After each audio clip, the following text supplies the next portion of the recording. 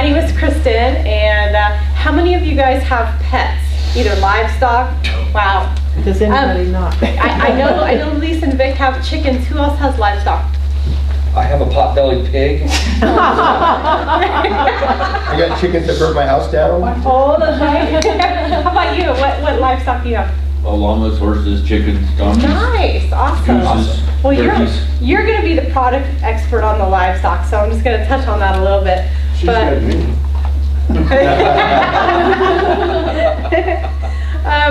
But I was born and raised in California, so for me, dealing with earthquakes was very real, and making sure my pets are, and I have dogs, but making sure my pets are safe is kind of my number one.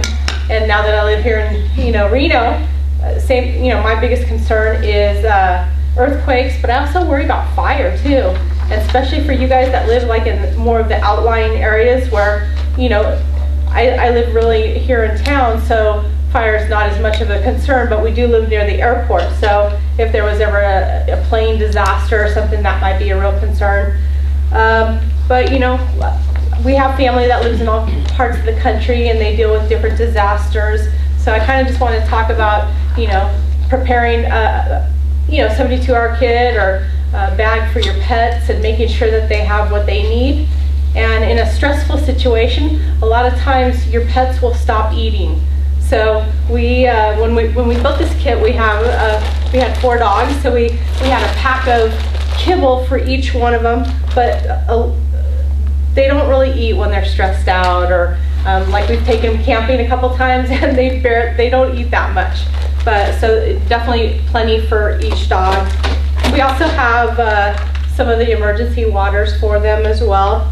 And then we of course have all their leashes and their collars, and I use walking harnesses for mine, but also rope, because you might come across pets that are stranded, or they look stressed out, and you want to have a way to keep them safe, especially in a fire situation. You don't want them to get injured or whatever, so you're holding on to them, especially if you know your neighbors real well. I would say everybody in my neighborhood, I walk mine twice a day, so they know where I live. I know they would hold on to them for me, but I want to reciprocate the favor for my neighbors as well. We have all kinds of things. I make sure that we have, poop bags for the dogs that we can clean up, be a good pet owner. And then a way to basically take care of them from a cleaning standpoint, or if they get injured. So we have hairy dogs, which I have probably dog fur all over me, but a way to kind of, keep the pet hair down. So we have the combs and the brushes. And, if you're not taking care of your pets from a grooming standpoint, they can get sick as well. And even this was what we used for our water bucket, because we have St. Bernards and Savoyards, so they go through a lot of water. So water is probably our main concern, especially like in the heat. They go through a lot more water in the heat. And what I just dropped, that's a little portable water bowl too. So like if you had to leave or whatever, it's just a little way that you can give them water quickly. I actually trained mine to drink out of a water bottle, so so that's kind of cool too. And I have the packs that hold the water bottles and stuff like that. So just to touch on livestock. So for some of you that have your livestock, your preps would need to include having a backup plan with family or friends that have extra trailers to help transport livestock to a safe area, and an agreement with those in other parts of town which probably would not be in the same affected area. So I know when the Virginia foothills were on fire, and they were talking about people coming there to help with the livestock and getting them, to safety. And was it the Reno Event Center where they were being housed during the fire? Yes. I think so. Yeah. In an extreme situations, the county would get involved, and the Reno Livestock Event Center would be made available to house the livestock. Have this number available in case of emergency. You would also want to program the number for Washoe County Animal Control to find out if it's been made available. Just remember, the center will not be outfitted with buckets, foods, and ropes, so you'll need to be prepared for that. The other thing I was going to mention, and Chelsea and I were talking about it before we started, she said to me she needs to upgrade the microchip's phone number. Her address used to be in Hawaii, so if her kitties got lost, they'd be calling or going to an address over in Hawaii. So that was something that I didn't include on the paperwork, but that's super important. So something that I hadn't thought of. The other thing too, and I actually didn't have it in this bag, but having your immunization records for your pets, your microchip information. The other thing, and I had this happen to a friend of mine, and I didn't print out well to show you, but I had a friend who had their dog stolen, and it just happened. He called, panicked, and I had since it's my dog's litter mate, I had a bunch of pictures of him, and I was able to make a flyer real fast, called the Staples office supply store down where he was lost, said, would you print out 100 copies? He was able to print it out at that location. But I do have some friends in the dog show community. When they go to dog shows, they travel with the flyer in case that their dog is stolen or lost, and that way they have it ready to go to print out in case of an emergency. So that was something that I hadn't thought of until I was in this situation. And when you're panicked, you can't think, about trying to pull your photo of your dog off your phone, or how do I get the phone number for Staples or whatever. So it would have been nice had he had that in his car and he could have just gone to the office supply and printed it out quickly. So as far as let's see. As far as kitties, Chelsea's much more of a kitty expert, but basically you'd have kind of similar preps that you do for dogs, but when cats get scared, a lot of times they hide, and you have to drag them out from under the bed and behind the couch. So you want to keep a little cat carrier, because if you have to leave home, you want to make sure that they're secured and safe. And especially when a cat panics, their claws come out, so they can actually hurt you, not meaning to hurt you. But you want to make sure they're taken care of. They mean. What's that? Bullshit. They mean to hurt you. Does anyone have reptiles? I'm not a reptile fan, and I don't really have experience. But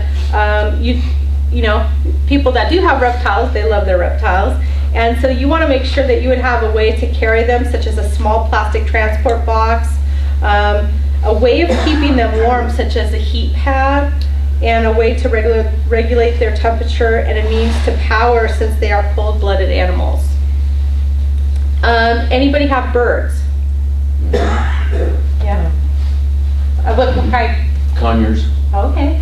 I have a friend who has a big Amazon parrot. So in regards to birds, of course, some portable way to carry them if they don't just sit up on your shoulder. But so I've seen cardboard boxes with air holes put on top as a way to transport. In addition, of course, food, water, a towel or blanket, and possibly extra paper towels to clean up their area.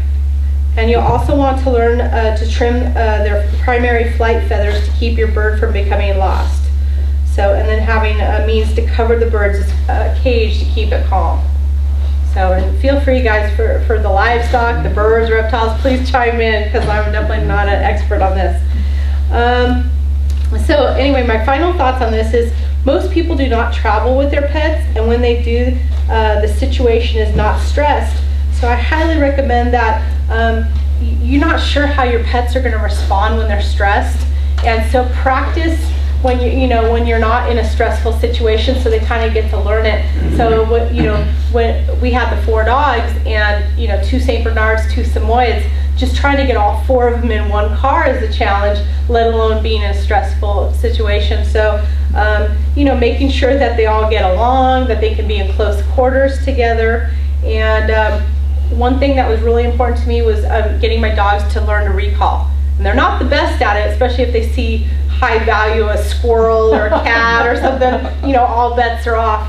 But I did have a situation where one of my dogs, it was in the Bay Area, they got into a canyon and they started chasing a deer up a huge hill. There's no way I could have, kept up with her, especially when the deer started to run. But I had been to dog training class, and we had been working on a recall word, And one of the things, every week I went to Trader Joe's and I'd come home with a braided bone, and she got used to the paper bag, and every time I walk in the door, she'd stick her head in the bag. She knew there was a braided bone in there. And so I always made a big deal of it every week, and I'd say, oh, look, and I'd get really excited. And so that actually, just not trying, that became her recall word. So I'd say, and so sure enough, I screamed, oh, look, and by this time she had a dead squirrel in her mouth, and she's chasing the deer up, and she stopped, and she came right back to me with the squirrel in her mouth, and then I was like, drop it, and she dropped it. But I mean, the fact, I hadn't really practiced for that severe of a situation, but it worked. So if you got, the more time you can spend on doing something like that, you'll never know how much it'll pay off when you weren't expecting it. So Awesome. yeah, so that's pretty much what I have. Any questions or any input on the livestock or reptiles? For the kitties, my cat's go bag has a spare litter box, litter, and a scooper. Nice, that's awesome. Well, Very that cool. makes sense. Yeah.